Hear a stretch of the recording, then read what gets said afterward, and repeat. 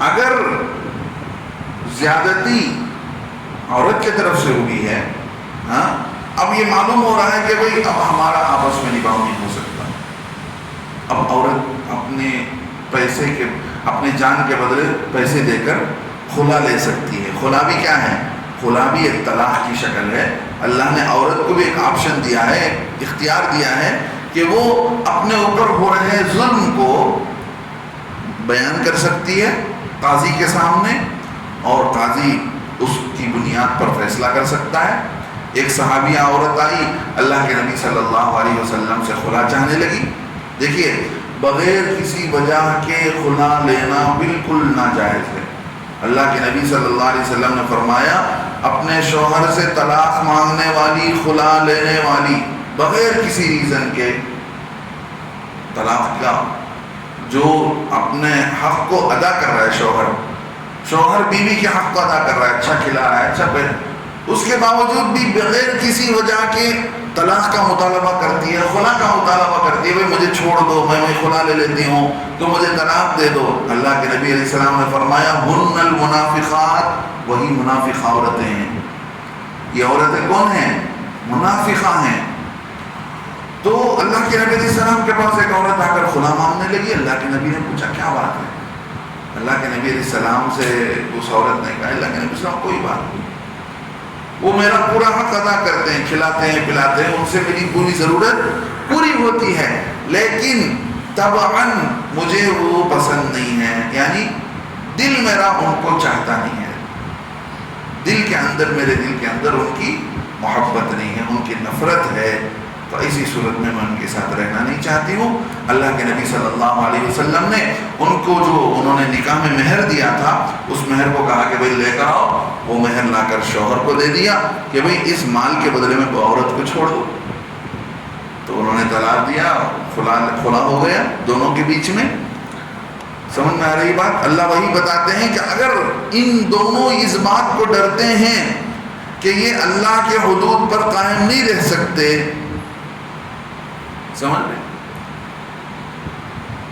تو ایسی صورت میں مرد کے لیے کوئی گناہ نہیں ہے کہ عورت سے جان خود بدلے، خلا بولتے ہیں اسے، خلا کا بدل مہر یا کوئی مال لینے میں کوئی گناہ نہیں ہے۔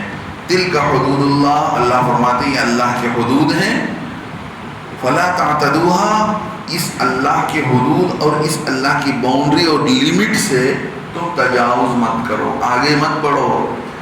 وَمَن يَتَعَدَّ حُدُودَ اللَّهِ، جو اللہ کے حدود سے تجاوز کرتا ہے، اللہ کی بتائی ہوئی لمٹ سے کراس کر لیتا ہے، فَأُولَٰئِكَ هُمُ الظَّالِمُونَ، اللہ فرماتے وہی لوگ ظالم ہیں۔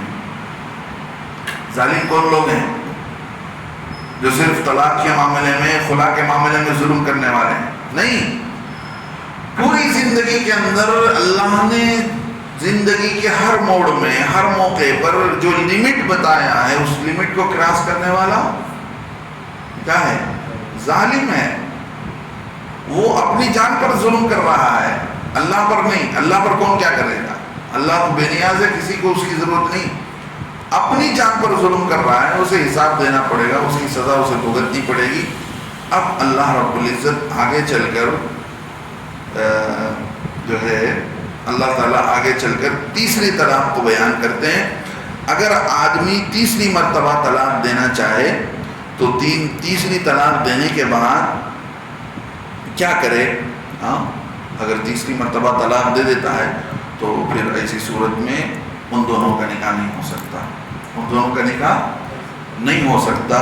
ہاں یہ ہے کہ بھئی وہ اس کا نکاح پھر کسی دوسرے کے ساتھ ہو، پھر دوسرا اس کے ساتھ ہم بستری کرے، ہاں، پھر وہ اپنی مرضی سے اس کو اپنے نکاح سے الگ کرے، طلاق دے کر چھوڑ دے، تو پھر اس کے طلاق دینے کے بعد جو عدت ہوگی، پہلے شوہر نے طلاق دیا، اس کے بعد عدت ہوگی، اس عدت کے بعد دوسرے مرد سے نکاح ہوا، دوسرا مرد جتنے دن اپنے ساتھ زندگی گزارتا رہا، ہم بستری شرط ہے، دونوں کا ملاپ شرط ہے، اس کے بغیر جائز نہیں ہے۔ تو پھر اس نے کیا ہے؟ پھر اس نے کیا کیا؟ اس نے اپنی مرضی سے طلاق دیا، پھر عدت گزرے گی، پھر اگر دونوں اس بات کو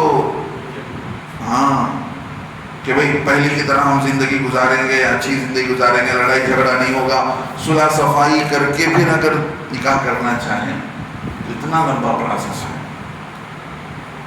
دل تو چاہ رہا تھا آج وہ بات بھی بتا دیں، لیکن اگلی مجلس میں انشاءاللہ آپ حضرات کے سامنے وہ باتیں بتائیں گے. اللہ عمل کی توفیق